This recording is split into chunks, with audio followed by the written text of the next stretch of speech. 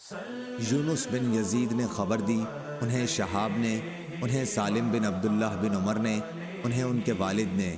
کہ نبی کریم صلی اللہ علیہ وسلم نے فرمایا، وہ زمین جسے آسمان بارش کا پانی یا چشمہ سیراب کرتا ہو، یا وہ خود بخود نمی سے سیراب ہو جاتی ہو، تو اس کی پیداوار سے 10واں حصہ لیا جائے۔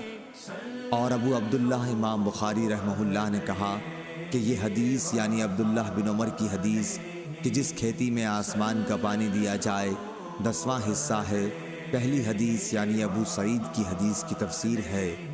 اس میں زکوٰۃ کی کوئی مقدار مذکور نہیں ہے، اور اس میں مذکور ہے اور زیادتی قبول کی جاتی ہے، اور گول مول حدیث کا حکم صاف صاف حدیث کے موافق لیا جاتا ہے جب اس کا راوی ثقہ ہو، جیسے فضل بن عباس رضی اللہ عنہ نے روایت کیا کہ نبی کریم صلی اللہ علیہ وسلم نے کعبے میں نماز نہیں پڑھی،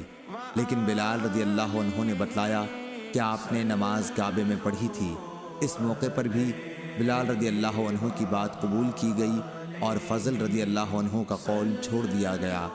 صحیح بخاری حدیث نمبر 1483۔